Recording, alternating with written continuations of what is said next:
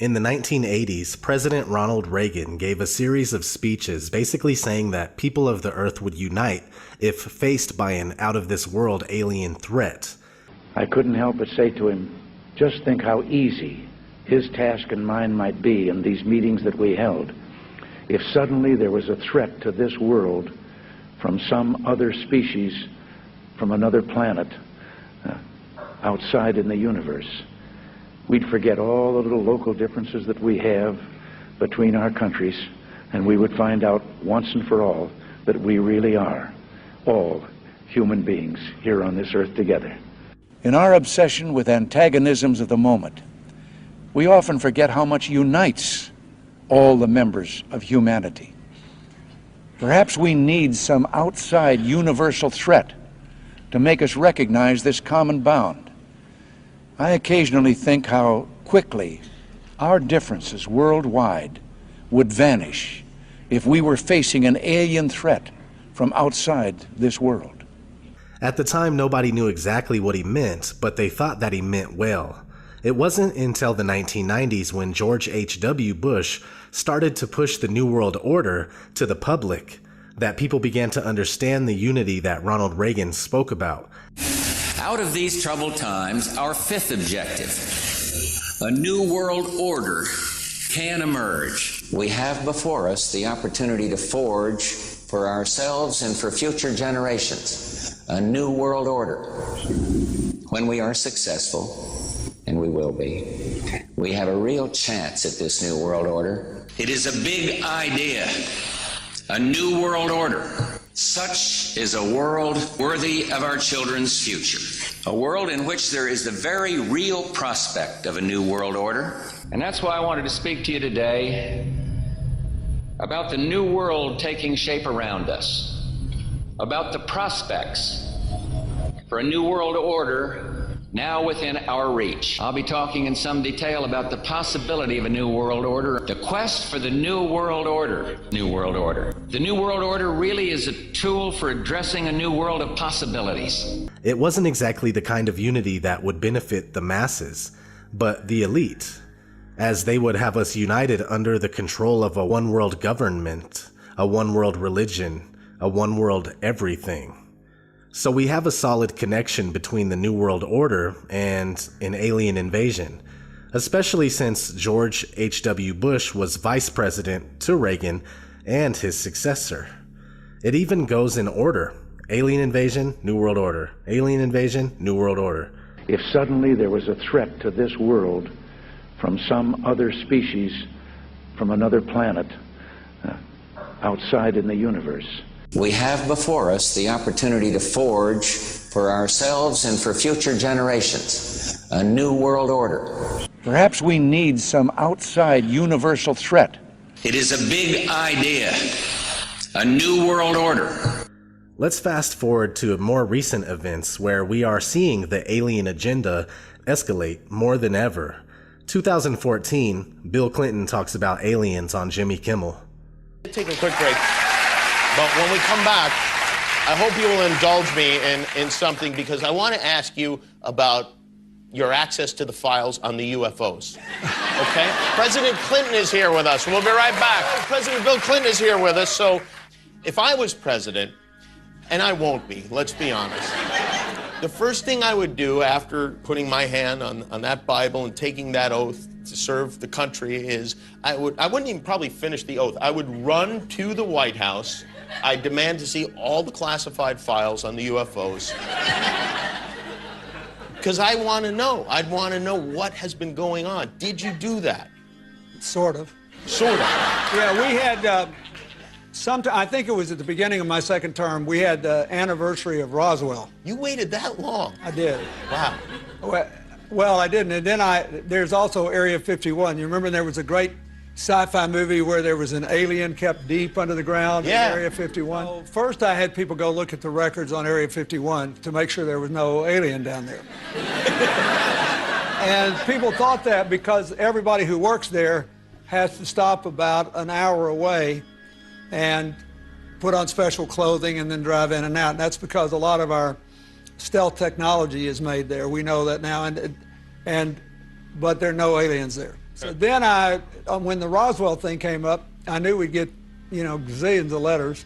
So I had all the Roswell papers reviewed, everything. Well, I think, look, what do we know? We know now we live in an ever-expanding universe. We know that there are billions of stars and planets literally out there, and the universe is getting bigger.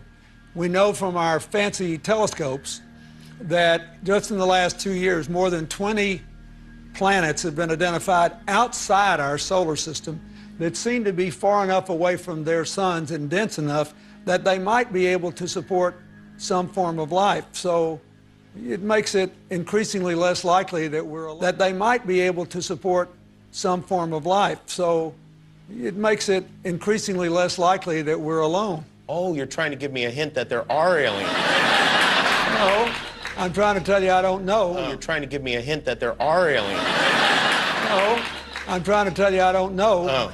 But if we were visited someday, I wouldn't be surprised. I just hope that it's not like Independence Day. Yeah, right. That it's a conflict. Well, now we have friendly Maybe the only way to unite this incredibly divided world of ours.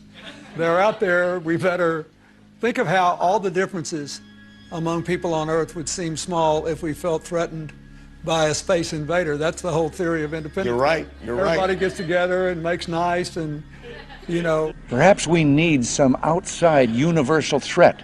2015, Barack Obama talks about aliens on Jimmy Kimmel. This is something I feel like, if I was the president, and it's unlikely that that is ever going to happen. You never know. If I was the president... It was unlikely that I was going to be president. The moment I was inaugurated, my hand would just, it'd still be hot from touching the Bible, and I would immediately race to wherever they have the files about Area 51 and the UFOs, and I go through everything to find out what happened. Right. Did you do that? That's why you will not be president. Because that's the first thing that you would do. The aliens won't let it happen. You reveal all their secrets. They exercise strict control over us. Now, there are a lot of people that are going to examine your facial expressions here, every twitch, everything, and say, and of course, so did you look? Did you see? Did you explore? I can't reveal anything. Oh, really? Because President Clinton said he did go right in, and he did check, and there was nothing. Well, that's what we're instructed to say. All right. 2016, Hillary Clinton talks about aliens on Jimmy Kimmel. When we had your husband, President Clinton, on this show, he said, I asked him about UFOs in Area 51, and if he looked in, because if I was president, that's the first thing I do. I go right into those files and see what was going on. Right. And he said that he did do that. Yes. And that he didn't find anything. Well, I'm gonna do it again. Yeah, why not? Right? And there's a new name. It's unexplained aerial phenomenon. Unexplained aerial phenomenon, really? Yep, UAP. That's the latest nomenclature. I like the old one. I like UFO. I don't know why. Well, I think we can use them interchangeably, but I would like us to go into those files and hopefully make as much of that public as possible. If there's nothing there, let's tell people there's nothing there. What if there is something there? Well, if there is something there, unless it's a threat to national security, I think we ought to share it with the public. But what if everybody's all hopped up on medical marijuana and everybody gets paranoid? I would love it. That's why I want more research. If you share it with me, I'll decide what is the best course of action. I really have my ear to the ground. Well, I'm more than happy to do that. In my line of work, you got to keep repeating things over and over and over again for the truth to sink in, to kind of catapult the propaganda.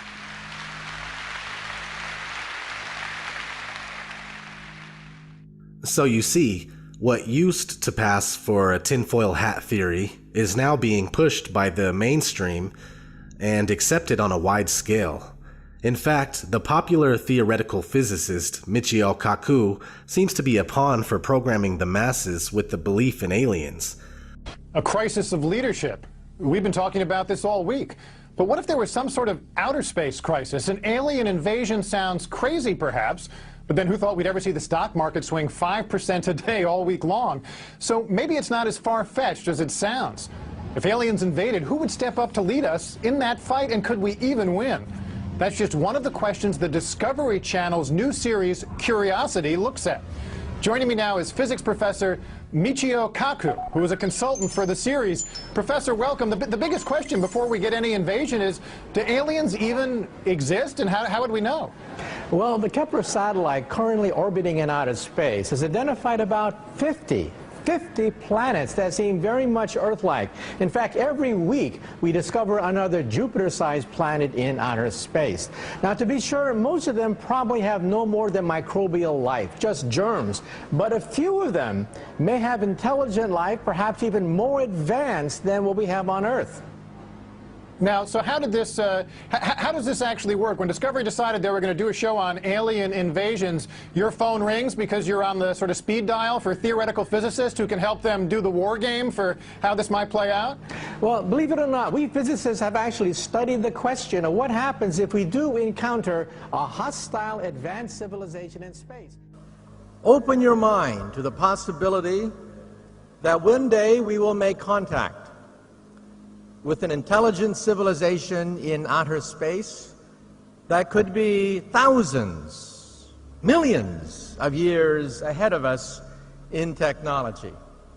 The Kepler satellite has identified 2,000 planets orbiting other star systems. So tonight, when you look at the night sky, realize that somebody could be looking back at you.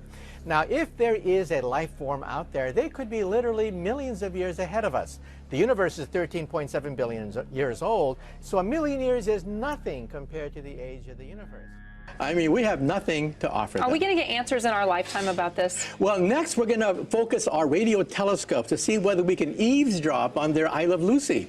Maybe they too have, Leave It to Beaver and TV shows like that. So we're going to focus our radio efforts now on this star to see whether there's any regular radio emissions from that planet. Oh, it's so exciting. Michio, thank you so much for joining us. Yeah, my pleasure. The big question of, do you think there's intelligent life elsewhere out there? Do you think there is? And if there is, do you think it's visited us before? Well, the big question is there intelligent life on the Earth? And I think not, by looking at the presidential debates. However, we have to look at the fact that just this week, NASA released the fact that 1,200 planets were discovered by the Kepler satellite just this past week. We always learned in school that there were 9 planets if you wanted to include Pluto. Yes, if you did or if you didn't want to. But with all the newfangled telescopes out there and in space, the discoveries seem to keep coming. So Linda Schmidt tells us about NASA's biggest haul yet.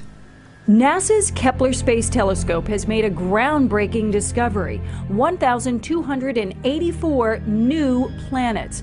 This NASA animation shows that it is the single largest collection of planets that have ever been found. I think it's really exciting to find that when you look up in the stars, at the stars at night, many of those stars have planets just like our solar system. And now we know that for sure. And so we now know that perhaps there are 1 billion Earth-like planets in our backyard, the Milky Way galaxy. Go out tonight and have an existential shock, looking at the night sky, realizing that there are probably 1 billion planets that are Earth-like. I think I only had to memorize 8 of them in school. I think I got off easy. Right. And to think that we're the only game in town, I think, is kind of presumptuous. That question, though, the idea that there is intelligent life and it's been here, do you think we've been visited by extraterrestrial intelligent life? First of all, I think they're out there, okay? To kind of catapult the propaganda. Whenever a mainstream scientist says anything about anything, there are millions upon millions of people willing to form their belief system around the statements of that scientist. So here we are in 2016, and when you look at any online poll as to whether aliens exist or not, the belief in aliens always wins by more than half. So we have passed the tipping point for critical mass, which perfectly sets the stage for a Project Bluebeam fake alien invasion. Even though what we call outer space is not what we think it is, and we have never been to the moon or past low Earth orbit for that matter, NASA admits this on numerous occasions while you're not even paying attention. NASA's next spacecraft, already being built and tested across America, will do those things and more. This is the spacecraft that's going to take humans to explore the solar system. It's the next big step for NASA in exploration. Called the Orion Multipurpose Crew Vehicle, or MPCV, this next-generation spacecraft will enable America to explore beyond low Earth orbit. As we get further away from Earth, we'll pass through the Van Allen belts, an area of dangerous radiation. But Orion has protection. Shielding will be put to the test as the vehicle cuts through the waves of radiation. Sensors aboard will record radiation levels for scientists to study. We must solve these challenges before we send people through this region of space. The plan that NASA has is to build a rocket called SLS, which is a heavy lift rocket. It's something that is much bigger than what we have today, and it will be able to launch the Orion capsule with humans on board, as well as landers or other components to destinations beyond Earth orbit. Right now, we only can fly in Earth orbit. That's the farthest that we can go. And this new system that we're building is going to allow us to go beyond and hopefully take humans into the solar system to explore. So the moon, Mars, asteroids, there's a lot of destinations that we could go to, and we're building these building block components in order to allow us to do that eventually. So this leads me to flat Earth, and why, if we knew the Earth is flat and enclosed by an impenetrable barrier, Project Bluebeam would not work. If we all understood the truth about where we live, most likely the belief in aliens would be very rare. But since they lie to us and would have us believe that there are billions of galaxies and billions of other planets, the belief in intelligent extraterrestrial life becomes the norm. Not only that though, outer space and alien programming have been underway for quite some time. From a trip to the moon in 1901 to 10 Cloverfield Lane in 2016. The Tavistock Institute and Hollywood have been hard at work trying to introduce the masses to new ideas and manufacture our opinions. They've done a great job. We went from knowing that aliens don't exist to believing in aliens 100% without a shred of evidence. UFOs, on the other hand, are very real, unidentified flying objects. But all it is suppressed top-secret government and military technology. They will utilize these top-secret crafts to trick us into believing in an alien threat. They will also use holographic projections and something like the silent subliminal presentation system that can beam voices into our heads, which has already been patented for years now. Look it up. While you're at it, look at hologram technology that's already been used to show Michael Jackson on stage and even Tupac performing as well. One last note, pay attention to the timing of alien programming. For instance, Hillary, our next president, talking about aliens on talk shows and promising to disclose classified information about extraterrestrials when in office, and the release of Independence Day too. The timing of these things says a lot in itself. This has been ODD TV. Thanks for watching. Check out my video on my vlog channel about Project Bluebeam for further insight.